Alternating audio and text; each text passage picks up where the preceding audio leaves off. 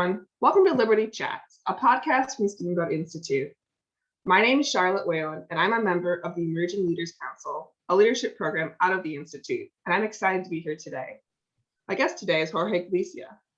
Jorge is a Christian, lawyer, and freedom fighter. He is one of 4 million Venezuelans who have fled their country following its economic, social, and political collapse. Living under socialist tyranny showed Jorge the dangers of letting the state grow. He now speaks about the very real damages of socialism and has made his life's mission to win the fight. Welcome, Jorge, and thank you for joining me today. No, thank you for the invitation, Charlotte, and also thank you to the Steamboat Institute for organizing this initiative.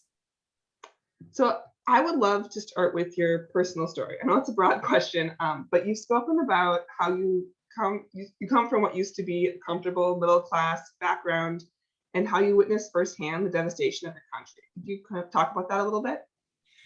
Yes, I grew up, of course, in Venezuela. I came from Venezuela, and pretty much in the year 2018 that's the year that I decided to come to America because of all of the devastation we're currently seeing in Venezuela. But the interesting point about my story is that it was not always like that. I mean, right now, if you Google you put in Google Venezuela and you show the images, you're going to see a lot of devastation, a lot of poverty in the streets, because that's how the country it is today.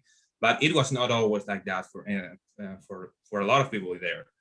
For example, I grew up in a middle-class family. When I was a child, I used to have great birthday parties every year. My family and I used to go to restaurants every time, to spend some time together. I used to have the latest versions of my favorite video games. It was a really nice life. But then the year 2014, that situation totally changed for me and my family. For example, in my house, we stopped having constant water supply. Electricity started to fail horribly most of the time. Internet connection started to fail horribly as well. Even food became really hard to find item for majority of us. I can tell you that when I was there, I was not eating as well as I wanted to eat, not in the quantities I wanted to eat. And, it is really something, to see how your life can go from being, part of the Venezuelan middle class to becoming, basically some, poor. It was a really life-changing experience for me. And this happened because, of course, the country started to follow the wrong ideas, the socialist ideas, and now we're paying the consequence, basically. Right. Yeah. So can we talk a little bit about this, what happened when, socialism kind of began in Venezuela? I know that you talked about previously in other talks and speeches you've given how Venezuela is once the 4th largest economy in the world with a GDP higher than countries such as China, Israel, Greece, Spain. But now you say, you went from middle class to now middle class kind of lifestyle to not having basic necessities like water and internet, or you've also talked about medicine. Can you kind of talk about the collapse of this economy and kind of how the country got from, what you began with, this nice middle class, to now what most people are experiencing today?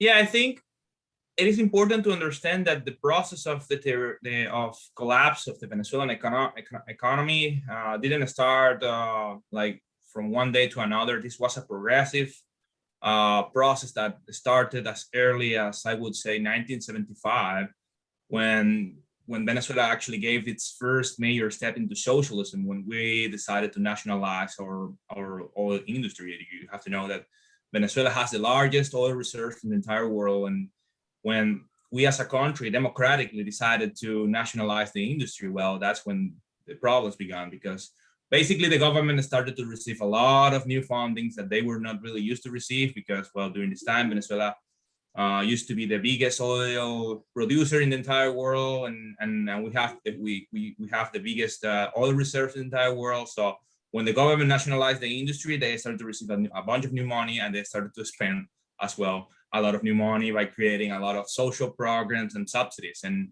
of course, Venezuelans during the time enjoyed a lot of all of these programs created by the government. They were receiving a bunch of free stuff, free medicine, free college tuition, even free housing. I mean, free gasoline. Almost anything you could imagine was being subsidized during the time in Venezuela. But unfortunately, this lifestyle was not sustainable for us. And in the 80s, when we entered the 80s, we saw how this abundance, these riches that we used to see in Venezuela basically came to an end because the oil prices came down. And that's when our problems actually started to appear, because Venezuelans were already used to the idea of living out of government assistance. And well, it was not sustainable for us. And when the political class elite decided to take the right decisions, because at some point in the 80s, they decided to start cutting spending, reducing subsidies, trying to balance the budget. But guess what? It was already too late.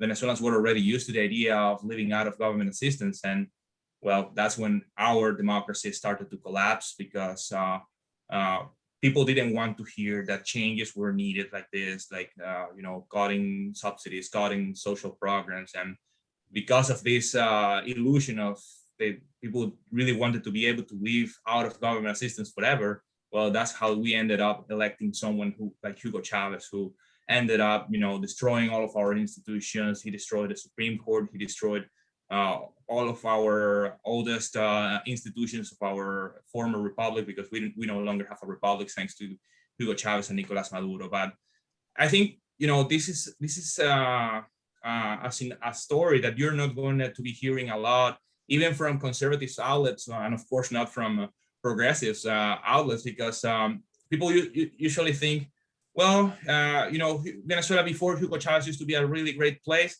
It is kind of true, but it is not a complete truth. And I think it is important that people realize to have the whole picture of what happened to us, because in a sense, Venezuela was collapsed not only by this horrible totalitarian socialism that we're currently having, but also because of democratic socialism, which is the kind of system that many progressive people are advocating for here in America. They say, hey, no, we don't want these hardcore tyranny, socialist tyranny like the ones we have in Venezuela. We want something more democratic, right? Democratic socialism. But well, guess what? Democratic socialism, in a sense, brought us leaders like Hugo Chavez and Nicolas Maduro, who ended up destroying the whole nation.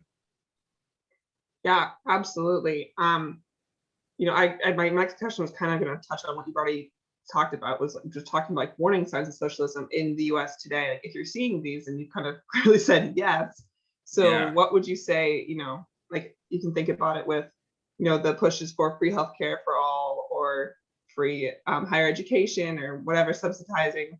What would you say to people, these democratic socialists you meet, to say, hey, I've seen it firsthand. What do you tell them? Yeah, listen, of course, we have to acknowledge the fact that Venezuela and the United States are different societies, are different countries, different size of populations, but I am seeing some similarities between the process that we saw in the past in Venezuela and what we're currently seeing in America. And for me, at least, the biggest concern I have is the budget.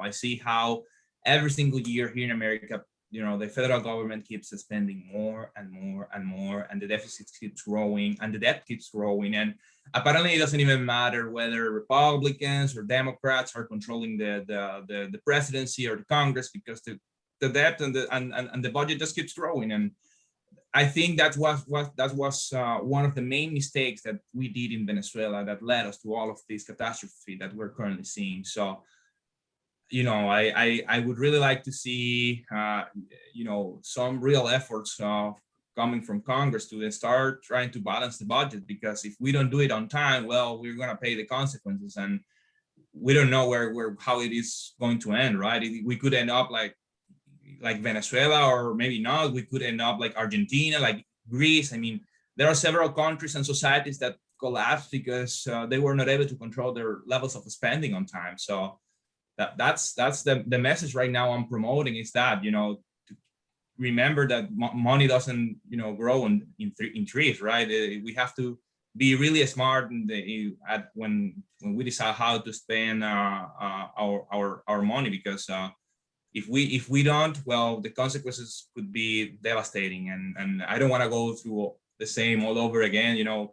I was a political activist in Venezuela, because I don't think I mentioned that during my first question. I was a political activist there because Of course, all of the devastation that we're seeing there, I wanted to be part of the change. And because of that, I suffer political persecution. I ended up being in, I needed to go into hiding because the police was after me because of my political ideas. And I don't want to go through the same again now that I'm having a happy life here in America. So that's my message, keep fighting for fiscal conservatism. I think we need to, I'm especially scared because I feel sometimes that conservatives are kind of forgetting about the importance of fiscal conservatism. Mhm. I love a lot of aspects about the Trump administration. I really was a huge supporter of him, especially because of all of the help he did to Venezuela, and the democratic cause. But I somehow feel like fiscal conservatism is trying to be left out of the agenda. And for me, that's terrifying, because if we as conservatives don't care about the budget,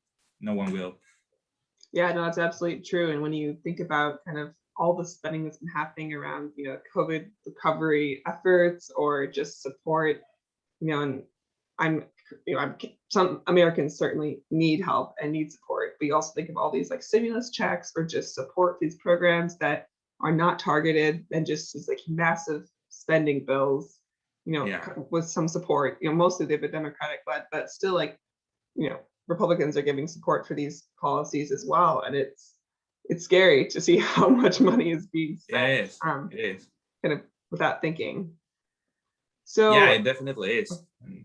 um, so how do you feel about the state of your country now? Do you think that this kind of downhill trajectory you've described can or could be stopped? Do you think that the future of Venezuela can regain the prosperity it once enjoyed? Well, honestly, I was super hopeful under the Trump administration. I really liked the approach that they took during these 4 years of adding economic and diplomatic pressure and even military pressure.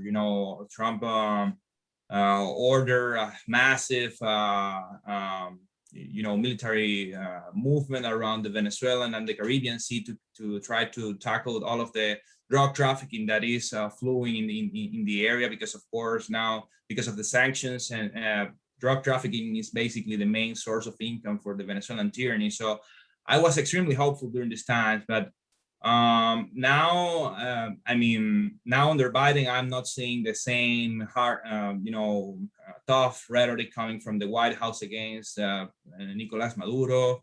And we haven't seen a decrease in the pressure that Trump started years during his administration, but we haven't also seen a continuation of the escalation that we were seeing under his command. So currently, I don't have a lot of expectations about the future of Venezuela, because I think if Venezuela is going to change sometime, it's going to be through international assistance, because we as a country, we are an unarmed population. I think that's another important point that we have to do. If another lesson Venezuela can teach us, right? The importance of having arms and the population being able to keep and bear arms, because that's the problem right now. We have a super unpopular tyranny. Everybody wants them out of there, but unfortunately they have the back of the military, and our population is unarmed, so we are defenseless against them, right?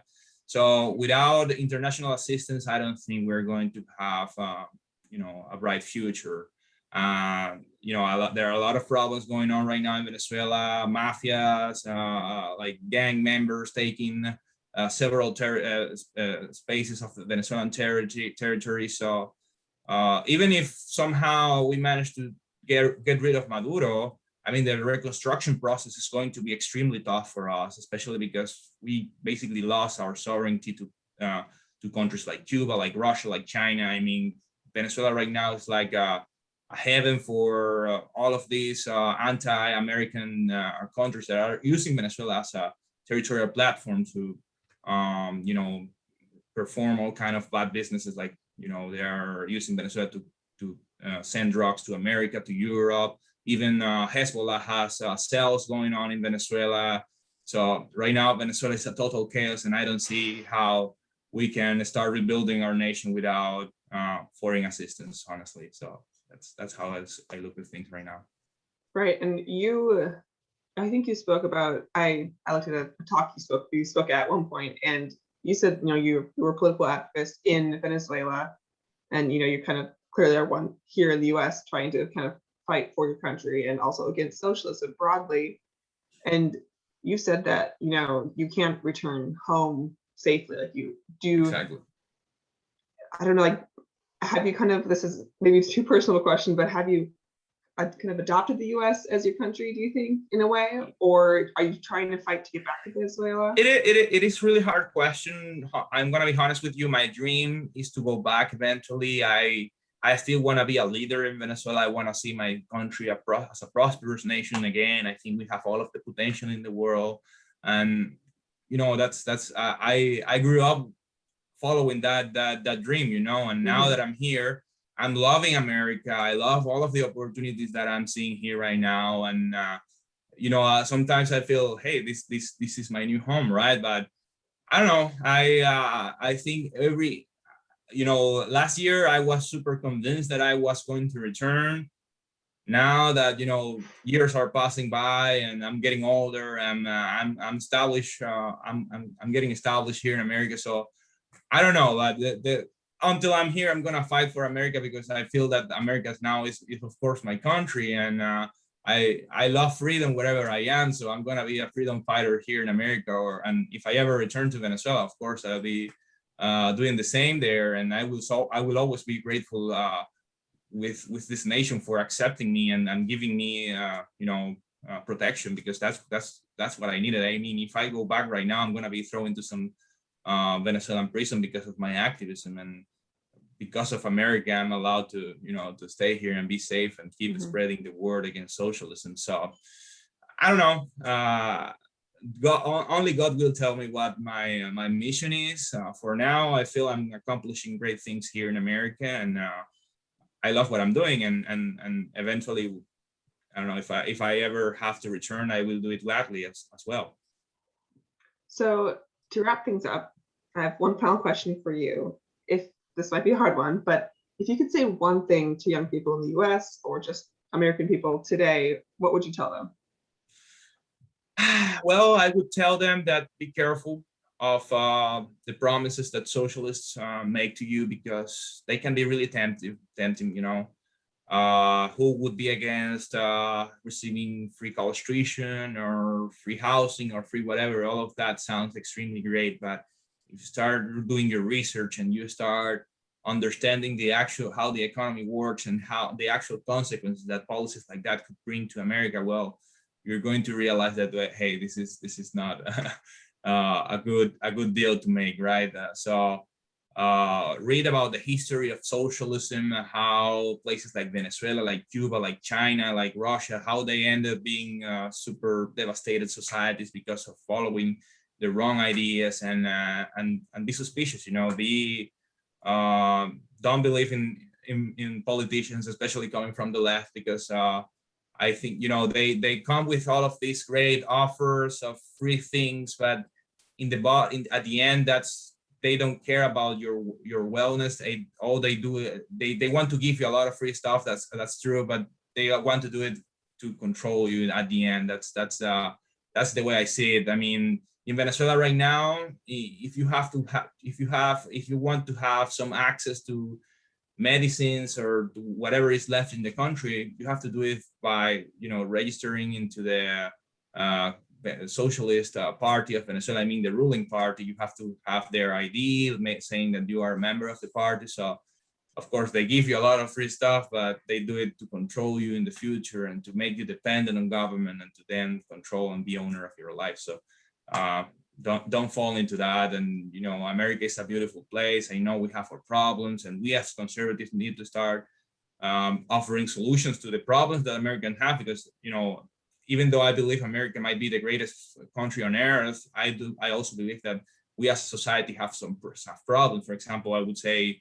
medical expenses are extremely expensive for a lot of people. I think that's true. But the idea that socialism is somehow going to improve any of those issues is nonsense, So that's my message. I really like your point about kind of learning from reading history and reading from what has happened to other countries, because I feel like so many people who support more socialist leaning policies like, oh, it's a new idea, it's never been done before. And you're like, well, read your history. Don't allow cancel culture to, Yeah, exactly. shut people up, but actually read it, and it's no different than so many other people. Well, Exactly. thank you so much for joining us today on the Steamboat Institute podcast. We are so happy to have you, and thank you for telling us your story. I think you have such an incredible message that people need to hear with your firsthand experience, both in Venezuela and also even seeing what's happening here. So thank you so much. We really appreciate you joining us today. No, thank you, Charlotte, and thank you to the Steamboat Institute. And who knows? I hope to see you all in Freedom Conference. I don't know when that is, but I really want to go because I had a really nice time last time. So God bless you Absolutely. all. Yeah. Thank you. Thank you so